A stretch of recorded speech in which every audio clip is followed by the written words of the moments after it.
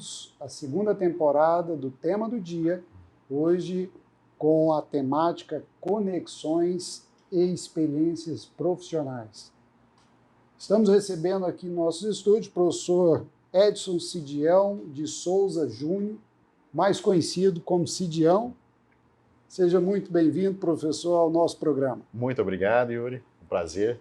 Professor Cidião, que é bacharel em farmácia pela UFG, mestre e doutor em medicina tropical também pela Universidade Federal de Goiás, especialista em gestão da assistência farmacêutica pela Universidade Federal de Santa Catarina e especialista em comunicação e mídias digitais pela Universidade Estácio Sá, essa especialização realizada em 2015.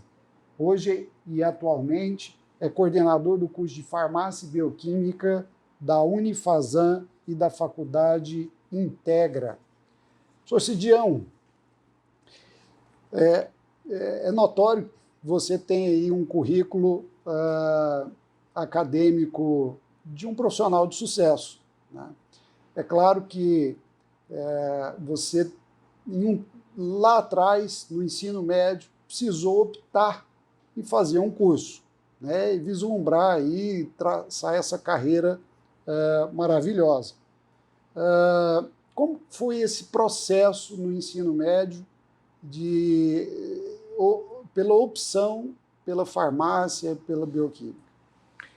Yuri, obrigado primeiro por estar aqui e compartilhar um pouco da minha história, da minha vivência com principalmente vocês que estão no ensino médio. A minha história ela é interessante e talvez seja muito comum e a dor que eu senti na época talvez seja comum a quem está assistindo agora.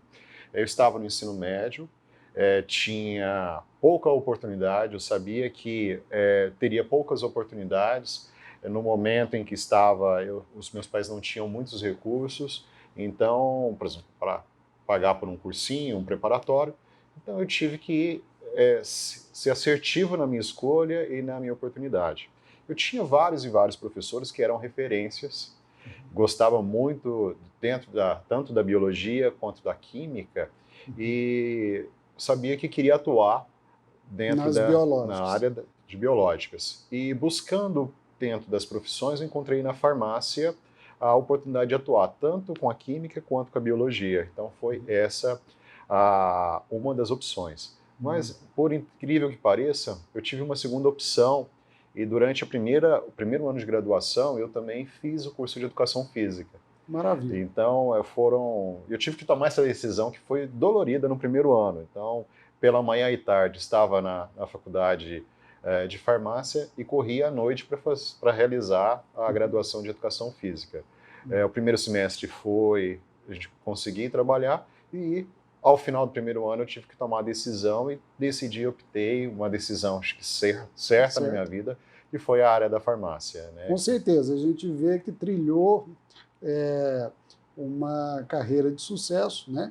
E já durante a faculdade, quais foram as disciplinas, matérias que mais te atraiu, te chamou a atenção? O curso de farmácia que eu fiz, e é um pouco diferente dos atuais cursos, inclusive do nosso, ele era segmentado, nós tínhamos a metade do curso somente de disciplinas básicas, que preparavam o farmacêutico para poder aplicar esses conhecimentos a partir da metade do ano. Mas isso não era tão claro para nós. Então, nos primeiros anos, eu me apaixonei em especial pela disciplina de Química Orgânica e também pela área de Anatomia. Carbono. Carbono, exatamente. Tive a oportunidade de ser monitor, participei de projetos de pesquisa, projetos de extensão, até na metade do curso encontrar a parasitologia, que foi inclusive a área onde eu me especializei, realizei mestrado e doutorado, que aí foi a paixão onde eu pude aplicar, inclusive, os conhecimentos da química dentro do diagnóstico de parasitas. Então, foram as duas paixões que continuo tendo até hoje, a química orgânica e a parasitologia. Maravilha. Você falou em pesquisa e os estágios. Você chegou a fazer algum estágio durante a graduação? Vários estágios, porque uma das dificuldades que eu percebi é que a primeira escolha profissional que eu fiz foi a farmácia. Mas dentro da farmácia, hoje nós temos mais de 130 áreas de atuação eu precisava experimentar para ter ideia do que eu ia fazer e ia realizar ao longo da vida, partir para os estágios. Então eu tive a oportunidade de estagiar na farmácia escola, onde eu experimentei a dispensação de medicamentos, a atuação clínica, a manipulação de medicamentos, e tinha uma ideia de que talvez a área que eu optaria após formado seria a indústria farmacêutica. Eu venho de uma época onde a indústria farmacêutica tinha uma importância grande, justamente pela lei dos genéricos que tinha. Era recente na época, então havia ali um incentivo a farmacêuticos atuarem na indústria farmacêutica. E eu tive a oportunidade de realizar um mês de estágio na indústria química de Goiás, Iquego, e foi um ótimo, excelente estágio, porque esse estágio serviu para que eu pudesse ter a certeza de que não era aquela área que eu queria atuar. Esse foi um ponto muito interessante, porque nos estágios não servem só para que você possa conhecer, mas servir para verificar se o seu perfil se adequa, se é aquela realidade. Então, fundamental. O aluno de ensino médio, muitas vezes, não tem um contato com laboratórios de anatomia, laboratórios de fisiologia, microbiologia, né? E ali tem muitas vidrarias, muitos elementos químicos utilizados, soluções, né? E a gente se depara, né, no decorrer das experiências profissionais com momentos engraçados, né, cômicos. Você passou por algum momento na graduação, assim? Inúmeros momentos, em boa parte por... eu sou um pouco estabanado, então volta e meia tinha alguns acidentes, claro que não tive... Acidentes de laboratório. De laboratório, então, por descuido, uma certa vez, eu deixei destampado um vasilhame que continha ali mais ou menos 500 ml de formol, e meu jaleco não estava adequado, então fui pegar um caderno que estava ao lado, então o jaleco prendeu na garrafa e verteu em cima de mim. Por sorte, não era algo que foi grave e tudo isso, mas falando de coisas engraçadas, né, no dia a dia profissional você tem muitas situações engraçadas, principalmente quando você não consegue falar de uma linguagem que, por exemplo, o seu paciente entenda, né? Então, tive inúmeras dificuldades em fazer com que pacientes, às vezes, entendessem o modo adequado e correto de se utilizar. Tive experiências de uma medicação. Eu me lembro de uma situação que, ao mesmo tempo engraçada, mas triste, de uma paciente que estava fazendo acompanhamento com uma colega médica, e eu estava acompanhando essa... Sim? Se o paciente perguntar como usar um supositório. Exato. E parece difícil, mas muitas pessoas erram de forma errônea. Então, por exemplo, uma situação usa como comprimido. Usa como comprimido. E o que colocar era próximo disso. Ela recebeu, porque ela estava fazendo a substituição do anticoncepcional, recebeu orientação para usar preservativos. E ela voltou grávida um pouco tempo depois, e essa colega perguntando, né, por que você não utilizou? Ela, doutora, eu utilizava todos os dias, mas ela engolia, porque ela não sabia a forma correta de fazer o uso. De se utilizar. O supositório é uma outra situação, porque ele tem a forma correta e se, por exemplo, ele foi introduzido dentro do reto, o efeito do medicamento se perde por completo, porque existe o metabolismo ali no fígado. Né? Então, é responsabilidade do farmacêutico essa correta comunicação, né? E é a nossa responsabilidade. Essa é a farmacodinâmica ou a farmacocinética? Farmacocinética. Cinética. Tá certo. Bom, e em que momento da sua vida profissional você optou pela docência? Você também, além de ser um bacharel, atuar como farmacêutico, ir para uma outra profissão, que é o magistério. Que é uma das áreas de atuação do farmacêutico. O farmacêutico, inclusive, é necessário que esteja regulamentado, com a sua inscrição em dia dentro do Conselho, porque é regulamentado também esse exercício profissional pelo Conselho Federal de Farmácia. Maravilha. Com a minha entrada na farmácia, a opção pela farmácia foi exatamente, eu poderia atuar como professor de Química e de Biologia. Essa foi a minha opção. Apesar de ter dentro da família, meu pai tinha uma drogaria na época, mas não foi por esse motivo. Tanto que nos primeiros 3 anos de formado, eu tive a oportunidade de trabalhar com meu pai, né, com drogaria. Mas a docência, desde o primeiro dia pós-formado, eu entrei para o ensino superior. Mas foi isso. O que aconteceu? Nos 2 primeiros anos, com essas ciências básicas, a docência, eu trabalhava em cursinhos preparatórios e no EJA, né, ensino de jovens e adultos, o que na época era permitido pela legislação. E quando, na metade do curso, eu tive a oportunidade de estagiar dentro de um laboratório de pesquisa em parasitologia, em um grupo que estava sendo formado na pesquisa de novos parasitas, eu tomei a decisão, olha, é isso que eu quero fazer, junto com os estágios, onde eu sabia o que eu não queria fazer, eu descobri o ensino superior. E para isso eu tive que me preparar para o mestrado, para um doutorado, investir tempo. Durante a faculdade já me preparando durante a graduação. Maravilha. Porque esse é um ponto importante. Se você faz essa opção e esse investimento, você tem que se preparar durante a graduação. Vamos mudar aqui um pouquinho, claro. Falar de um tema muito atual. Hoje fala-se muito em harmonização orofacial, harmonização facial, estética, né? E a gente tem utilizado aí preenchedores, botox, né, estimuladores de colágeno, uma série de fármacos que auxilia aí nessa estética facial, né? Seja ela estética ou mesmo funcional. Às vezes uma pessoa tem uma paralisia facial, precisa fazer um tratamento com medicações como o Botox.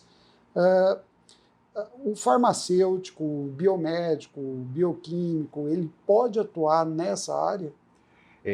Deixa eu fazer só uma pequena observação, que é interessante, né? Nós temos inúmeras profissões da área de saúde que possuem regulamentação para poder atuar na saúde estética, e ela recebe um adjetivo que é avançado. E esse adjetivo é justamente porque os procedimentos são invasivos.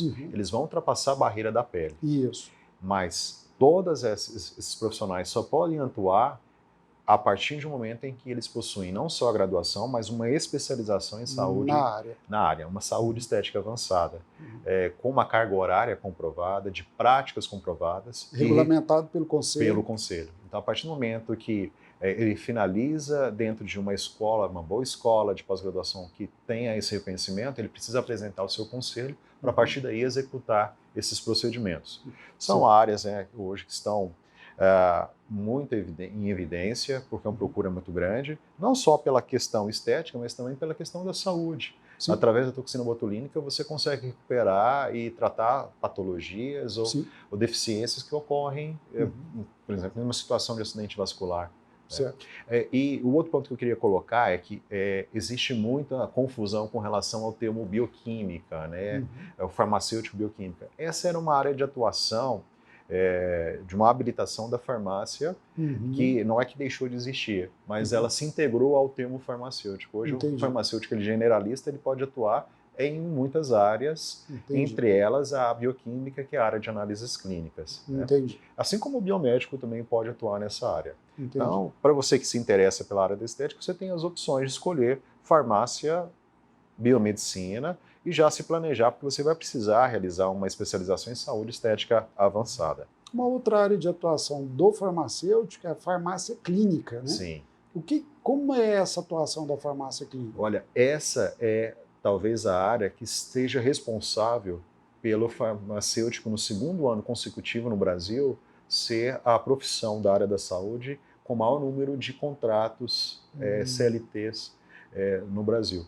Por quê? Porque o farmacêutico clínico é aquele que vai atuar dando assistência para o paciente, garantindo que o uso do medicamento seja seguro, eficaz, né? E que você vai reduzir as chances de ter um insucesso, uma reação adversa. Então você pode montar o seu consultório. Pode.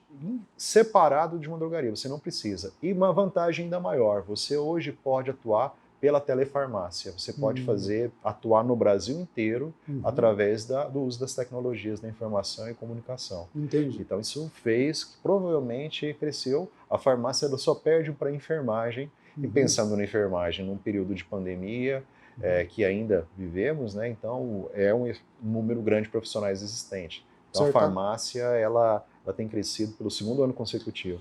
Isso. Agora, eu acredito que qualquer área de atuação exige dedicação, né, empenho, né? Aquele profissional que de fato se dedicar, ter uma força de vontade para estudar e ir adiante, ele vai ser bem sucedido, né? Qual que é a sua opinião sobre essas áreas, farmácia, bioquímica, biomedicina, no futuro? Que projeção o professor Cidião faz? Pensando no nosso contexto regional, onde nós ainda temos uma carência muito grande de assistência em saúde, essas profissões elas têm muito ainda que contribuir e crescimento, principalmente no que tange ao atendimento direto ao paciente, na assistência. Pensando em uma equipe multiprofissional, pensando numa visão integral do paciente, esses profissionais são fundamentais. Então, quando você tem um paciente com uma necessidade, aí eu vou puxar para a sua área odontológica, que necessita fazer o uso de um anti-inflamatório, porque ele submeteu a um processo cirúrgico, por que não um acompanhamento de um paciente, de um farmacêutico, para acompanhar e verificar se aquele medicamento é o mais adequado para a condição clínica. Sim. Então, esse é o futuro, né, uma visão integral do paciente, onde você tem a necessidade de um atendimento multiprofissional. Então, essas profissões são fundamentais. Nesse sentido, que conselho você daria para o aluno que está nos assistindo e queira fazer aí farmácia, biomedicina, bioquímica? Perfeito. Qualquer que seja a profissão, mas aí eu vou focar nessas três, eu vou dar, na verdade, 3 conselhos. O primeiro é constância, né, disciplina, estude, invista seu tempo, invista seus recursos na sua carreira. Esse é o primeiro. Segundo, tenha humildade de reconhecer que você precisa crescer, você precisa de pessoas para dar conselho, para acompanhar e para te ensinar, principalmente os professores. E o último é ame aquilo que você faz, ame o seu paciente, ame a sua profissão, e com isso você vai ter garantia de sucesso. Maravilha. É isso aí. Bom, agradeço imensamente a sua vinda aqui nos nossos estúdios. Acredito que a troca aqui de informações, conhecimento, foi muito produtiva, até aqueles que estão nos assistindo e estejam em dúvida, né, no curso que vai escolher para a tua vida. Eu anuncio aqui a vocês que logo em breve nós teremos mais edições do tema do dia e queria deixar aqui minutos finais para as suas palavras finais, professor. Obrigado, Yuri. Na verdade, eu quero convidar você a conhecer um pouco mais dos nossos cursos, né? Nós ofertamos aqui na Unifazam e também na Integra, em Caldas Novas, né, os cursos na área de saúde. Então, quero convidar você a vir conhecer o que nós temos para ofertar, né, o nosso corpo docente, a nossa infraestrutura, uma matriz curricular moderna, que realmente vai te aproximar do que o mercado exige, das necessidades de mercado. Então, desejo a você sucesso aí na sua escolha e venha para a Unifazam. Unifazam é saúde. Maravilha. Para você, não deixe de nos acompanhar nas nossas redes sociais. Anote aí, @Unifazam no Instagram e no YouTube. E não esqueça de assinar o nosso canal e ativar as notificações. Um grande abraço e até a próxima.